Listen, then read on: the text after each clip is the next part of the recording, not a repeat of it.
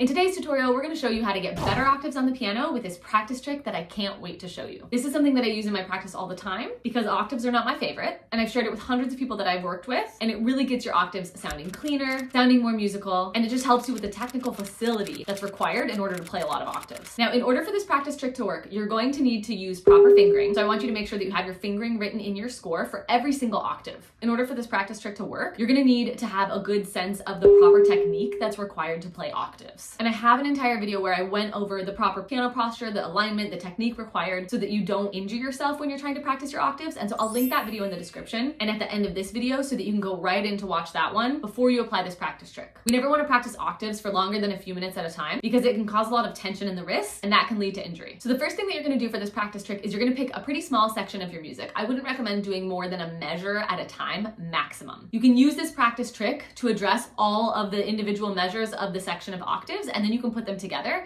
but don't try to do an entire line or an entire page of octaves because one, the practice trick won't work very well and you won't get the desired results. And two, like I said earlier in the video, if we practice octaves for too long of a period of time, it will lead to injury. All right, so I'm going to demonstrate using a part of the Rigoletto Paraphrase by Franz Liszt. There's a lot of repeated octaves that have to go really fast and it's very technically demanding. I'm actually going to take the bottom note of the octave. And for me, in this section of music, those are all played with my thumbs. And I'm going to practice my thumb as light as possible. And I'm going to play my thumb like a finger. So I'm actually going to try to play on the tip of my thumb right here, as opposed to playing on the side of my thumb right here. I want to make sure that I'm playing on the tip of my thumb, not on the knuckle. I'm going to stay close to the keys while keeping my wrist nice and flexible. And I'm going to start practicing this at 40 with the metronome. So I'm going to go super slow. I'm going to count it out loud, just the bottom note of the octave as light as possible. And then I'm going to very slowly work it up with the metronome. So I'm going to do 40 and then probably 43, 46, 51, and I'm going to go up by threes until I get to my maximum tempo.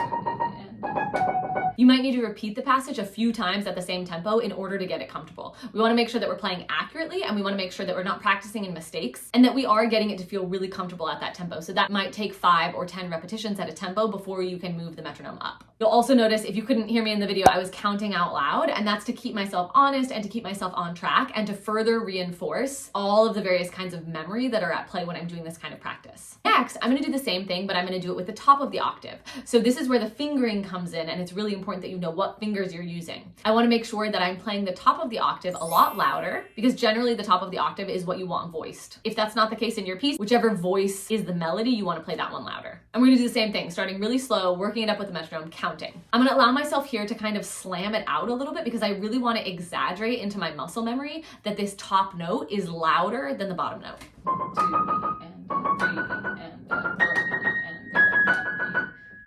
After I've done that little section many times in a row and it's feeling really easy and comfortable to bring out that top note of the octave, then I'm going to try it hands together. And I'm going to go nice and slow, same thing with the metronome, counting out loud, and I'm going to work it up. Now, at any point in this process, if your hand starts feeling tired, you're going to take a break. If you haven't done this kind of intense work with octaves before, it's very possible that you might only be able to do a couple times of playing through your measure before your hand starts to get fatigued. Don't push through that. Make sure you take a break so that you don't cause injury. So let's try it together now.